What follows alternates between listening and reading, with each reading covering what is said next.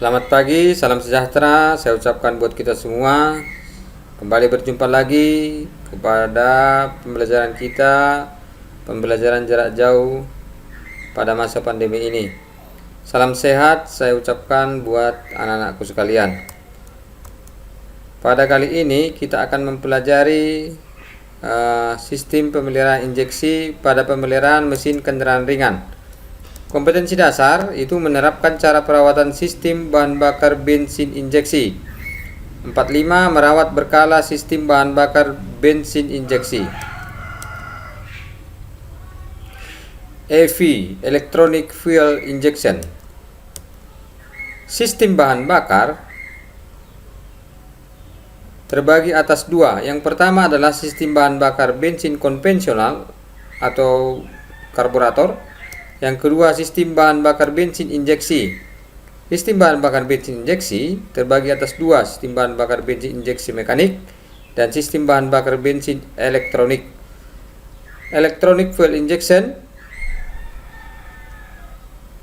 istilahnya ada beberapa macam ya, atau penamaannya. Di Toyota sering disebut dengan EV, di Honda sering disebut dengan PGMFI. Mazda sering disebut dengan EGI, Bosch, Jetronic, General Motor, Multec, dan lain-lain.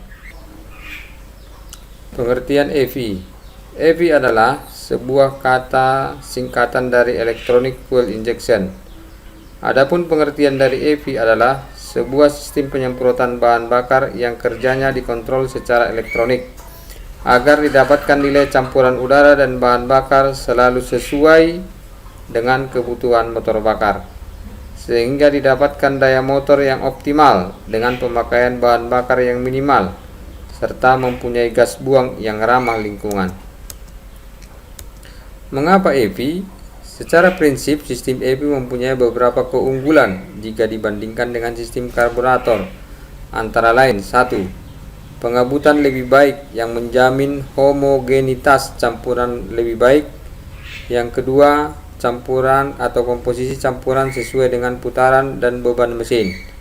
Yang ketiga, pembakaran lebih sempurna sehingga bahan bakar lebih hemat, lebih besar dan lebih rendah emisi gas buang.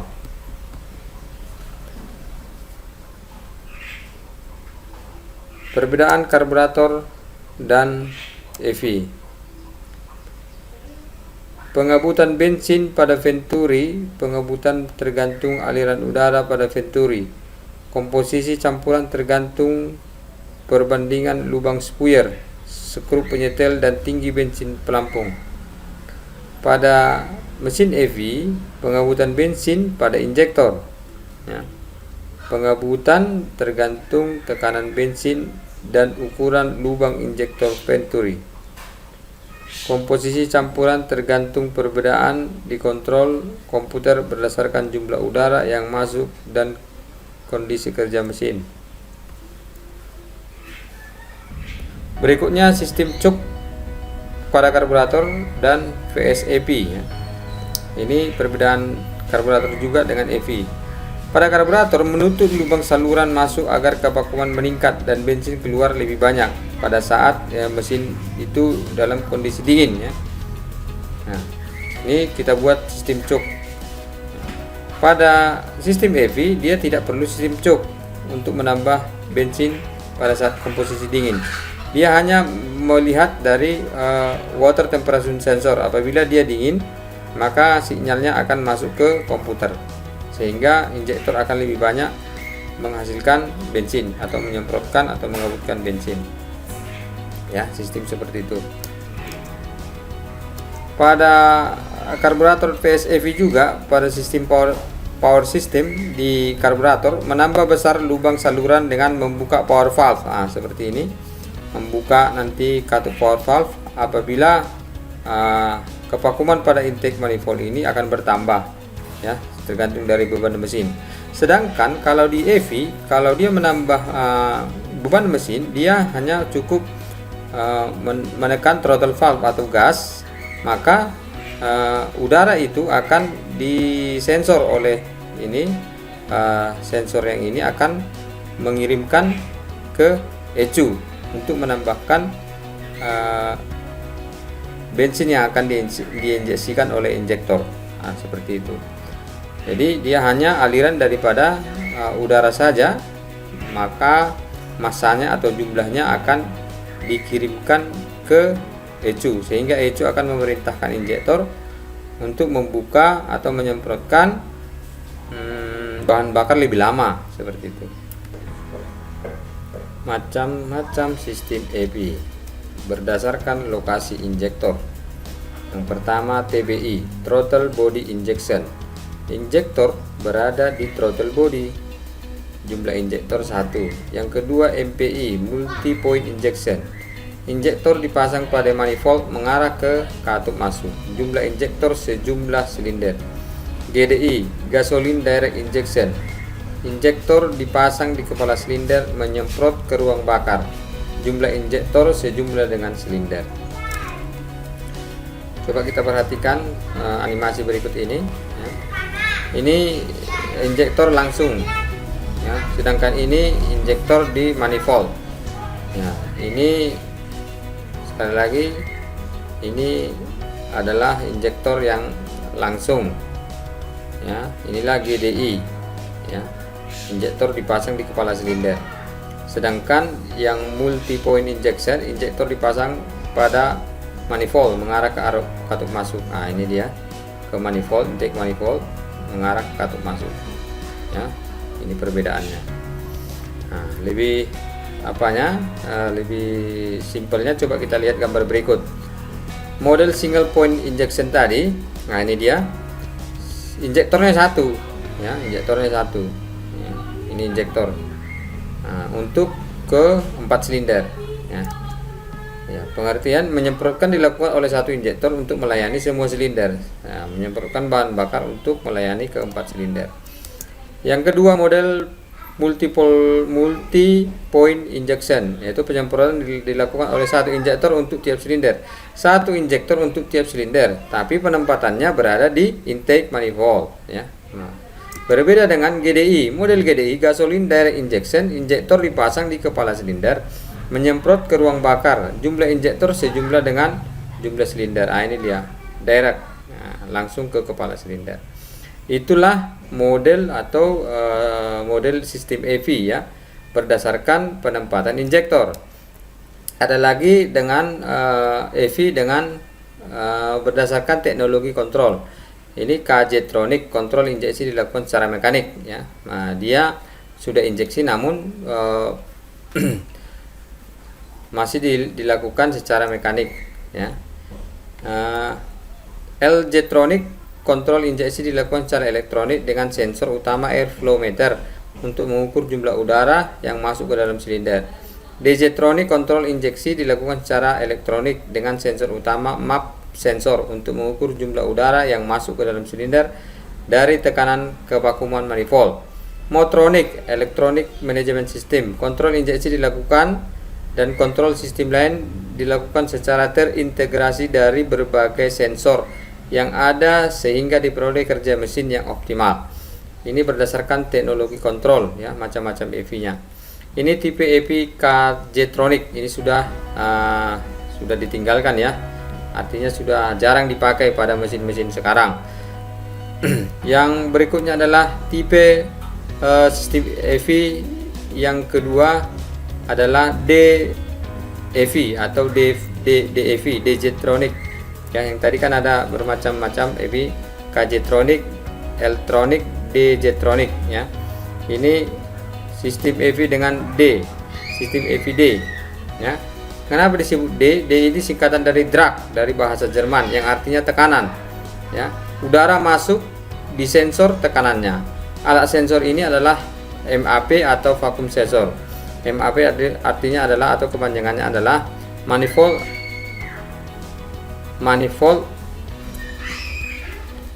absolute pressure ya. Manifold absolute pressure. Itu dia. Artinya udara itu pada intake manifold di sensor oleh sensor manifold itu lalu dikirim ke ECU ya. Nah, jadi artinya di intake itu udara itu di sensor ya tekanannya. Makanya disebut dengan manifold pressure sensor ya. Tekanan yang disensor. Nah, lalu dikirimlah sinyal itu yang berupa tekanan tadi dirubah ya, dirubah oleh sensor ini sehingga bisa berbentuk sinyal masuk ke ECU ya. Berikutnya adalah tipe L tipe ya, L tipe. L itu juga singkatan atau kepanjangan dari Luft dalam bahasa Jerman yang artinya udara. Udara masuk di sensor volumenya. Alat sensor udara masuk adalah air flow meter. Nah, seperti ini dia. Air flow meter. Ya, udara itu di sensor jumlahnya lalu dikirim ke ECU. Berbeda dengan sistem D tadi. Kalau D tadi udara masuk melalui masuk ke intake manifold. Di intake manifold diukur tekanannya. Kalau di Luft itu, Luft artinya tadi L tadi, Luft itu massa udara ya. Itu udara masuk dan disensor langsung oleh air flow meter ya. Masuk terus ke intake manifold. Nah, coba kita lihat perbedaan gambarnya. Di sini ini throttle valve atau gas, katup gasnya. Apabila katup gas ini dibuka, maka udara masuk ke intake manifold. Tekanan pada intake manifold ini akan disensor. Kalau di Luft ini tidak. Throttle-nya berada di sini setelah airflow meter. Apabila ini dibuka ya, berarti udara yang ada di sini langsung disensor oleh airflow meter, dikirim sinyalnya ke ECU ya. ECU ini akan menginstruksikan kepada injektor ya. Nah, injektor itu merupakan aktuator ya, nanti kita jelaskan lagi. Dia memerintahkan injektor agar penyemprotannya sesuai dengan aliran daripada udara. Nah, begitu kedua tipe ini, DEV dan LEV. DEV itu tadi drag, artinya tekanan, itu berdasarkan tekanan pada intake manifold. Sedangkan Luft itu jumlah massa udara. Massa udara ini yang jumlah udara yang mengalir ini langsung dideteksi oleh ECU. Nah, penggunaan pada mobil ini D atau L ini penggunaannya dapat kita lihat pada Innova. Nah, ini pada Kijang Innova. Pada sistem tipe yang kedua ini, tipe yang dua mobil ini dapat kita lihat pada mobil berikut, yaitu sistem DEV digunakan pada mobil Avanza dan sistem LEV digunakan pada Kijang Innova. Susunan dasar sistem EV terbagi atas 3 ya. Yang pertama adalah sistem bahan bakarnya. Yang kedua adalah sistem induksi udara. Yang ketiga adalah sistem kontrol elektronik. Jadi kalau kita berbicara tentang sistem EV, tidak terlepas dari ketiga ini. Yang pertama adalah sistem bahan bakarnya. Yang kedua sistem induksi udara. Yang ketiga adalah sistem kontrol elektronik ya. Ini diagramnya seperti ini. Sistem EV yang pertama adalah fuel system atau sistem bahan bakar. Fungsinya mensuplai bahan bakar tekanan tinggi ya, sehingga siap diinjeksikan. Komponen-komponennya adalah tangki bahan bakar, pompa bahan bakar, filter, pulsation damper, delivery pipe, pressure regulator ya. Di sini dapat kita lihat diagram fuel system ya. Yang pertama bisa kita lihat mulai dari tangki, fuel tank, fuel pump ya, pompa bahan bakar, fuel pipe, pipa, fuel filter, saringan, pulsation damper itu untuk meredam denyut ya, tekanan, delivery pipe, katup pengirim, pressure regulator ya, untuk mengatur tekanan, return pipe yaitu untuk pipa pengembali ya. Untuk di lebih jelasnya di unit dapat kita lihat pada video berikut ini. Sistem EV tadi terbagi atas 3, yaitu fuel system, yang kedua adalah air induction system, yang ketiga adalah electronic control system. Ya. Pertama adalah fuel system. Ya. Bahan bakar mulai dari tangki akan dipompa oleh fuel pump, akan dipompakan untuk menuju ke injektor. Ya. Tekanan bahan bakar akan dikontrol oleh pressure regulator. Ini namanya pressure regulator. Ya. Akan dikontrol oleh pressure regulator. Fuel pump dikontrol oleh, ya, pada saat mesin di start, ya, maka opening relay menjadi on oleh sinyal terminal STA, ignition switch. Akibatnya arus listrik mengalir dari electric fuel pump. Nah, akibatnya dari fuel pump. Pada saat mesin mulai hidup, RPM mesin dikirim dari distributor ke ECU. Ke ECU. Pada saat ECU menerima sinyal ini, ECU menjadi sirkuit opening relay, tetap pada posisi on, dan mesin dalam keadaan hidup, meskipun sinyal STA switch dalam keadaan off. Kondisi ini mencegah arus listrik terus mengalir ke electric fuel pump. Pada mesin yang sebenarnya, ya, terlihat bahwa bahan bakar dipompa oleh injection pump. Ya. Injection pump mengalir melalui fuel filter dan delivery valve ke injektor. Ya, ke injektor. Pressure regulator menjaga tekanan bahan bakar di dalam injektor sebesar 2,55 kg per cm kuadrat sampai 3 lebih tinggi dari tekanan di dalam intake manifold. Setiap kali injektor menginjeksikan bahan bakar, ya, maka tekanan bahan bakar sedikit berubah. Fluktuasi bahan bakar ini diredam oleh full season damper. Ini namanya full season damper. Begitu anak-anakku sekalian, ya. Pada pertemuan kali ini sampai di situ, ya. Saya harap pertemuan kita ini dapat bermanfaat, ya.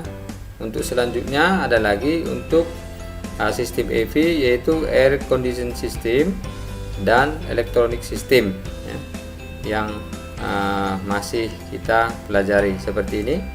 Di sini kita masih sistem bahan bakarnya, lalu nanti sistem induksi udaranya, lalu sistem kontrol elektronik, ya. Jadi pembelajaran kita pada minggu ini masih di sistem bahan bakar. Bapak harapkan video ini dapat diulang-ulang, ya, untuk pertemuan minggu ini. Sekian dan terima kasih. Salam sehat.